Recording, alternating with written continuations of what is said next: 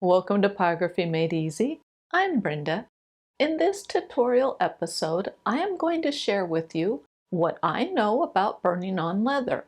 I will cover how I prepare the leather to burn on it. I'll provide some tips for burning on leather, how to fix mistakes, and some other information. So let's get started. Prepping. I have a small bottle filled with plain water. I use it to liberally wet the leather. The goal is to saturate the leather with water so that it is more pliable. Then use a clean burnisher and rub over the leather to smooth and compress it. Todd made me a wooden burnisher out of cherry wood. It has rounded edges that have been sanded to a very smooth finish. I like to use the wooden burnisher on medium to large pieces of leather. Rub firmly over the entire surface of the leather to burnish it. Then rotate the leather and burnish it from a different direction. Re-wet the leather as needed to keep it pliable as you're working. When I'm working with a small piece of leather, I find that this little plastic jar works better for me. Make sure to rub over the leather with considerable force. I treat the back of the leather the same way I do the front, so I wet and burnish it. Again, this is done to compress the leather, making it firmer. And generally speaking, I prefer this firmer texture for burning on. Pattern transfer.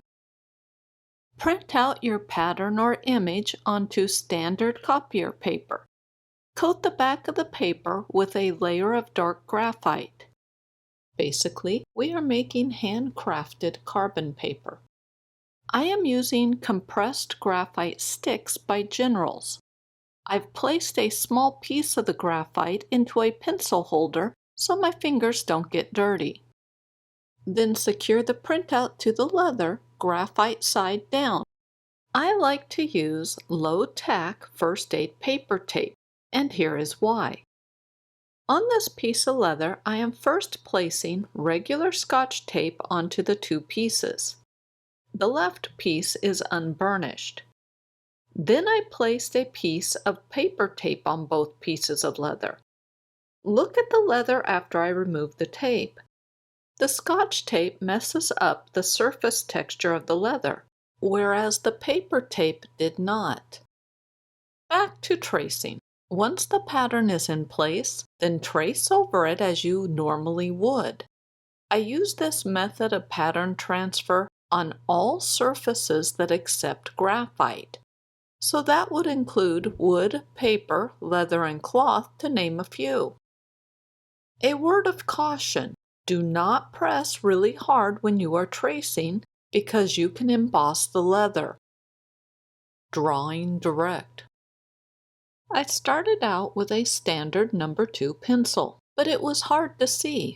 Then I tried different brands and different darkness values. I couldn't easily see the pencil marks until I got into the upper B range. Plus, pencils sharpened to a fine point tended to scratch the leather surface regardless of their value. Of the pencils I tested, the best ones were the Faber-Castell 9000, the Fantasia Sketching, General Pencil Company Kimberly, General's Layout No. 555. Here's a close-up of my pencil test, and the results show that dark pencils with dull tips work the best. These same pencils did not perform well on a different piece of leather. In fact, most of the pencils I own did not show up well on this leather. Fortunately, there are ways around the problem. Let's go back to that standard No. 2 pencil and apply a thick layer of it on some paper. Place the paper graphite side down on the leather and draw your design. Use a darker pencil like this 8B to get even darker results. You can also use tissue paper or tracing paper to do the same thing. This allows you to see the leather underneath. This method has worked with every piece of leather I've used. Anything you don't like, you can easily erase. Another option is to use a blending stump.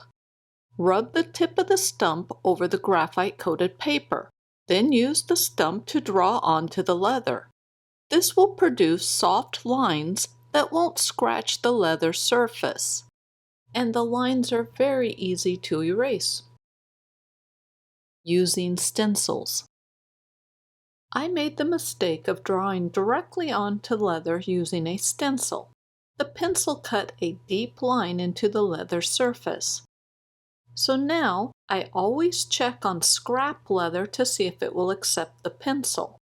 It is also very important to use a light hand pressure to make sure that the pencil doesn't cut into the leather surface. I had leather that I could stencil on and leather that I couldn't. To get around this problem, just place a piece of our handcrafted carbon paper under the stencil. Just make sure to use a light hand pressure. Embossing. Using embossing tools on leather is much easier than wood. You don't have to press near as hard, and you can create more complex designs. To reveal the embossing, burn over the area using the flat of a shader. Be aware that the hotter you burn, the more likely you are to lose your embossed designs. Leather is soft, so higher heat makes the surface of the leather melt, for lack of a better term. It doesn't really melt, but it gets super soft and starts to shift around. Embossing is an easy and great way to create stars in the night sky. The artwork pictured on the right is an example of that. I also use embossing techniques on mandala artwork. Another embossing example is to use a skew or a pin tip that creates super thin lines. Burn a series of lines in a crosshatch pattern. Normally I would be burning at a much paler color than this, but I wanted to make sure you could see what I was doing. After you're done burning the lines, then burn over the area with the flat of a shader. I've used this technique on wood to create the mouth opening on this steampunk fish and to create the belt on this deep sea diver. Burning tips. Only burn on natural vegetable tan leather. This is commonly referred to as veg tanned leather. Never burn on chrome tanned leather, or leather that has been stained, dyed, or any sort of colorant added. Use scrap leather to test pen tips on. This can be a separate piece of leather or surplus leather that is beyond the boundaries of your project. Use a light hand pressure. This applies to all pyrography. A light hand pressure allows the pen tip to maintain consistent heat levels. Plus, it helps to keep the pen tip from sinking down into the surface of the leather. Let's compare the results. The light hand pressure produces finer or thinner lines, and the lines sit on the surface of the leather. The lines created using heavy hand pressure are much thicker, plus they are embedded down into the surface of the leather. Now let's repeat this exercise using a shader pen tip. With the light hand pressure, I'm not having any problems burning uniform strokes, circular motion, zigzags, or pull-away strokes. Notice how quickly the color fades on uniform strokes when using a heavy hand pressure. The circular motion barely colors the leather. The zigzags are digging into the surface of the leather, and it's tough to burn them. The pull-away strokes started light and quickly faded away. Do a heat-setting test burn. This will provide you with the working temperature for that pen tip on the particular piece of leather you're burning on. With the Sea Rider pen tip on my burner, I would adjust the heat setting somewhere between 4.5 and 5.5. With the J shader, I would use the range 2.5 to 3.5. Now remember that your results may differ from mine, so don't concentrate on the number, instead concentrate on the results. Burn direction often matters. Leather has grain just like wood, but with leather it can change. Plus, it's hard to see the grain direction. At least it is for me. I'm burning a series of pull-away strokes along the edge of this circle. In an effort to keep the edges crisp and clean, I first burn a wide band of color along the edge. In some areas, I ended up burning against the grain, and the pen tip met quite a bit of resistance. This caused my hand speed to slow down, and I got unwanted darker burn results. Another thing that can happen is that the surface of the leather will tear or shift around. Now, I've only experienced this when burning at higher heats. My advice is to burn with the grain if you can, and to avoid burning at higher heat levels. Here's the circle after I was done. My heat setting was a touch too high, so it is easy to see the areas where I burned against the grain. Now let's compare that to a circle that I burned at a slightly lower heat setting. The circle is much smoother looking and doesn't have those charred spots along the edges. Be careful when using skews or other sharp-edged tips. They can easily sink deeply into the leather surface. Make sure to use both a low heat setting and light hand pressure. Avoid burning at really high heat. A few years back, I was working on a project that I wanted a really dark black background on. I knew that the leather would tear or shift if I moved the pen tip, so I simply pressed the pen tip to the leather, lifted it straight up, and then repeated in a different spot. This gave me a really nice, very dark burn result. The problem was that once the leather cooled down, some of those burn marks flaked off. Let's recap the burning tips. 1. Burn only on vegetable tan leather. 2. Use scrap leather to test out the heat of your pen tip. 3. Use a light hand pressure when burning. 4. Do a heat range test. 5. Burn direction can matter, especially at higher heats. 6. Be careful when using skews or other sharp-edged tips. 7. Avoid burning at really high heat. Getting darker results. First, we will do a continual reburn. This means we are reburning over the same area until the desired darkness level is achieved. I have my burner set to get a dark tan or a very light brown burn result. I'm using a very light hand pressure and burning uniform strokes over and over in the same direction. The pen tip I'm using is Colwood's SRS tip. It comes pre-bent and polished. I like to use it on leather because it is less prone to stick compared to unpolished pen tips. The second method is press and hold. For this, you just press the pen tip to the surface of the leather and hold it in place for a very short amount of time. The higher your heat setting is, the lower the time that the pen tip should be in contact with the leather. Lift the pen tip straight up and place it back down in a new spot. Never move the pen tip while it is in contact with the leather. Or to put it another way, there is not a burn stroke involved with this method. Next, we will do a heat and cool or intermittent burn method. This means we burn for a little bit, stop, and let the leather cool back down. Once the leather has cooled, then burn a little bit more. Again, stop and let the leather cool. Repeat this cycle of burning or heating the leather up, and then no burning to let the leather cool back down. Each pause in burning lasted around 5 to 6 seconds.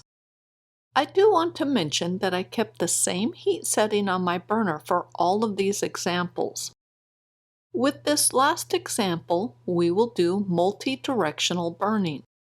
For this technique, you burn a layer of strokes in one direction, then change directions and add another layer of burn strokes. The darker the color gets, the more important it is to change directions frequently. I did reburn on the heat and cool patch a couple of times while working on the multi-directional burn. The big benefit of the multi-directional method is that the leather surface is less likely to tear or shift around during the burning process. Here's a close-up of the 4 burn methods. The continual reburning looks rough or bumpy. This is because the leather surface was tearing or shifting around from the heat of the pen tip. The press and hold looks black compared to the other methods. And the 2 lower examples look very similar to me. Angle the leather to catch the light, and you can really see the surface texture differences. The continual burning still looks bumpy. The press and hold looks smooth, but I worry that I might have gotten it to the point where pieces will flake off. The bottom 2 have normal leather texture on them. Another option to get dark color is to use a leather dye or stain and brush it on. I combined a black stain with a tan dye. This is probably a big no-no, but I figured since they were both water-based and the same brand, it was good enough for me. I was after a color that was dark but not jet black, so that's why I mixed them. With this mixture, I kept brushing on more color until it got as dark as I wanted. You have to be careful brushing on dye or stain.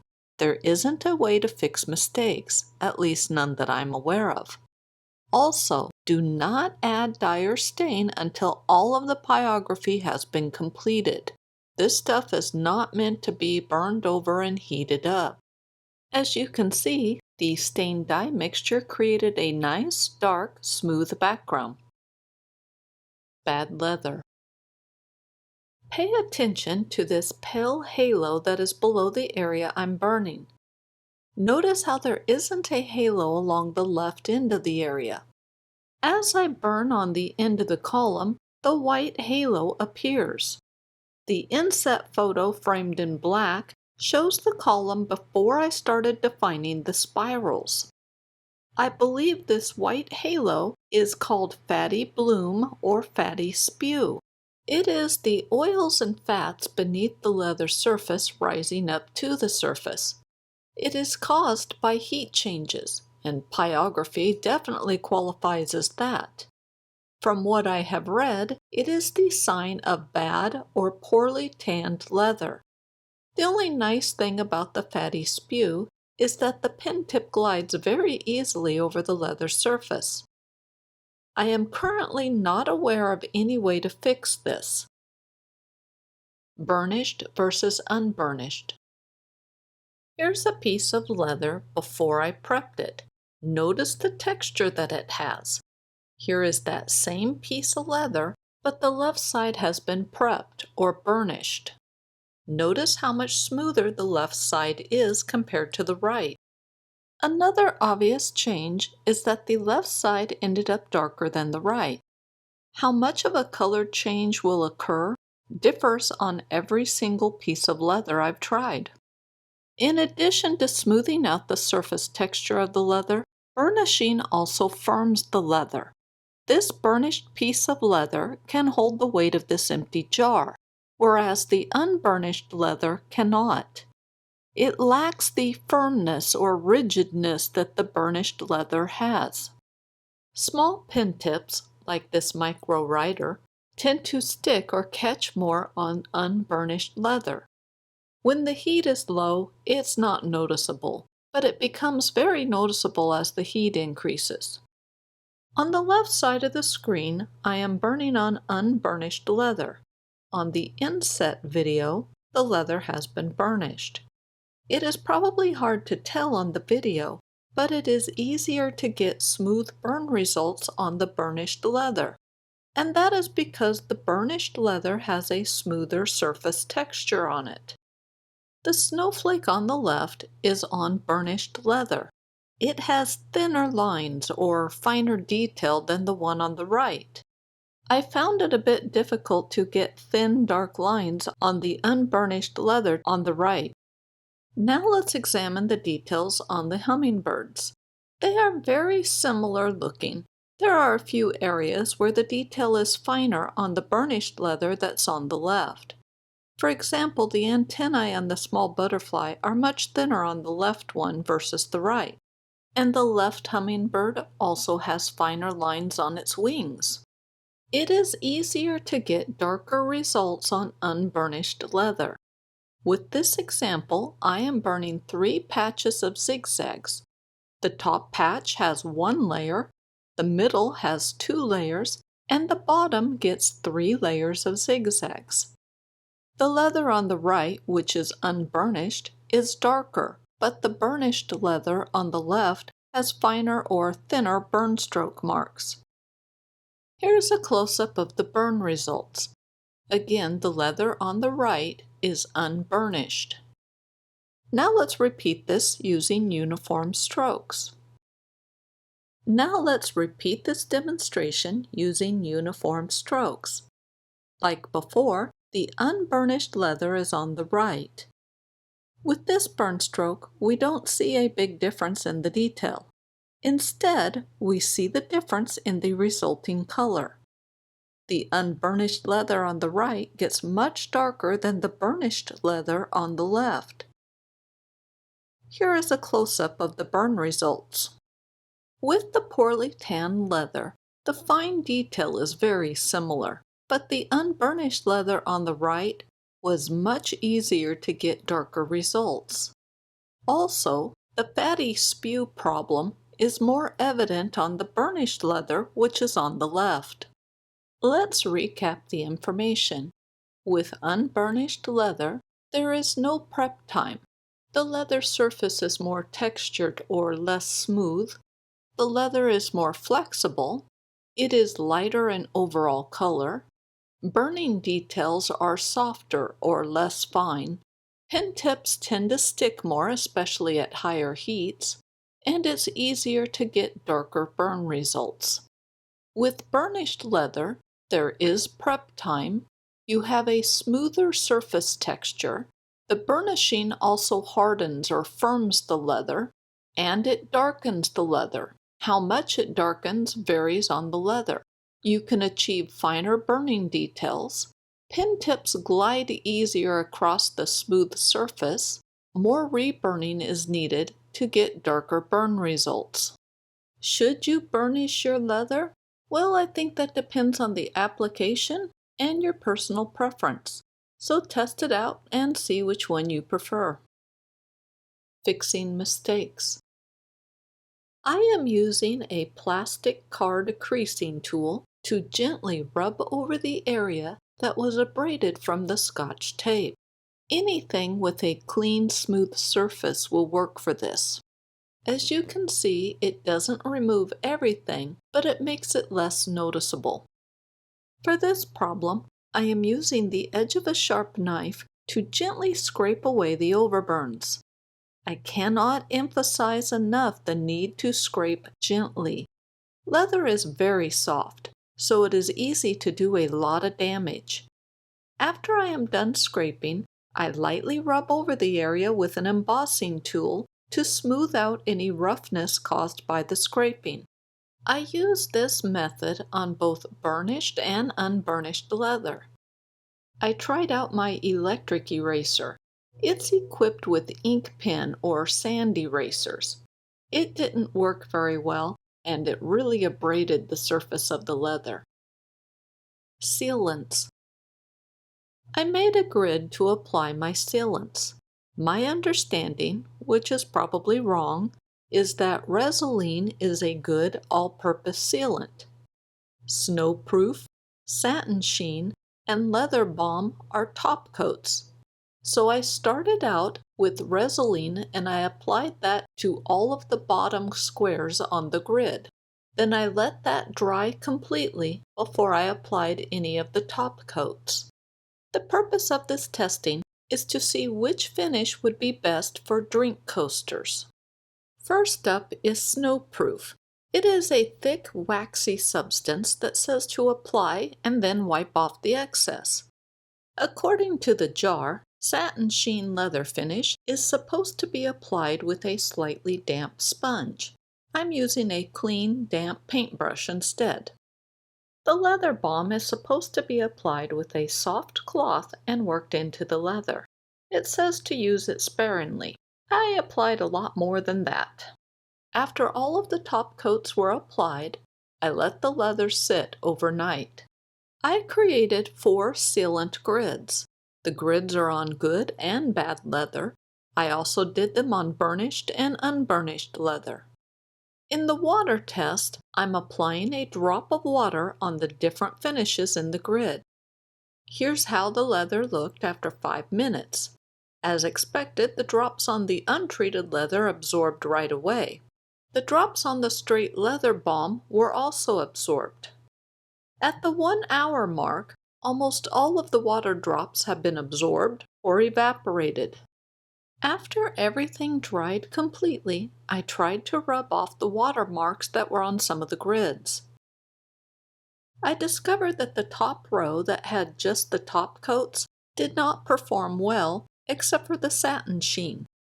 All of the finishes, except for the leather balm, did well on the bottom row where there was resolene under them. Next up, the heat test.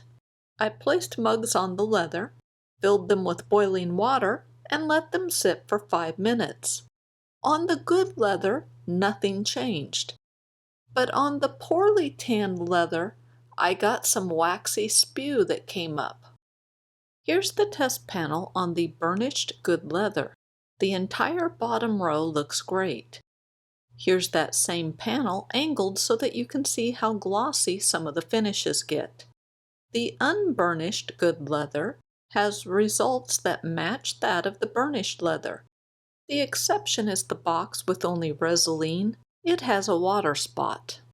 Here's the leather angled to catch the light. With the burnished bad leather, the bottom row did well except for the leather balm.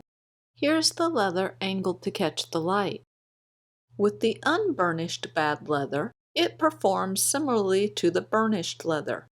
As I said before, I do not know how to remove fatty spew. Here's the leather angled to catch the light.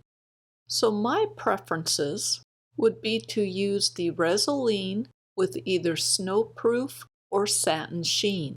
I personally would go with snowproof because it's not as shiny as the satin sheen. Cleaning pen tips. I'm starting out with a very clean pen tip. I am burning at a high temperature using the press and hold method. This will quickly coat the pen tip with a very thick layer of carbon. Now my pen tip is dull and black looking. At this point, you turn off the heat. You never clean your pen tips while they are warm. I flipped a piece of scrap leather over and I rubbed the pen tip on the fleshy side of it. It removed a little of the carbon, but not much. So I grabbed the buffing compound by Sharpel. I removed one of the green bars and rubbed some of that onto the leather. Afterwards, I grabbed the pen tip and rubbed it over the area. If you let your pen tip get as filthy as mine is, be prepared to rub for a long time. I am currently using the poorly cured leather, and it's not working out well. It just keeps abrading the leather but not really cleaning the pen tip. I switched over to the good leather, and that worked much better. It still took a lot of rubbing and several applications of compound before the pen tip was thoroughly clean. I did try one of those cloth buffing wheels and a Dremel tool as recommended on several sites. Other than flinging bits of cloth about my studio, it didn't do much. For heavily carbon-crusted pen tips, the compound on leather works best. Help. A great book for beginners in pyrography and/or leatherworking is Michele Parsons' Leather Pyrography. She covers tools and techniques. She has an extensive section on sealants and how they change the appearance of leather, and she also covers how they react with color. She has a tip about using denim cloth to clean pen tips as you're working. I do plan to try this. Weaver Leather Supply is a YouTube channel devoted to leatherworking. They have a lot of helpful videos with a range of projects from beginner to advanced, and they have links to their website so you can get the patterns and any materials. I will put a link to their YouTube channel in the description below. Another great book for beginner leather workers is Valerie Michaels' The Leather Working Handbook. She talks about the different weights and cuts of leather and provides examples of different types of projects that you would use them on. She also has some great beginner projects like these masks. I think the masks will look awesome being decorated with pyrography. Well, that's it for this tutorial. I hope you found the information informative and helpful. I thank you for watching, and I will see you next week. Thank you again for watching my video. If you liked the video and found the information helpful, then please subscribe to my channel. That would help me out a lot. Well, thank you again, and have a great week.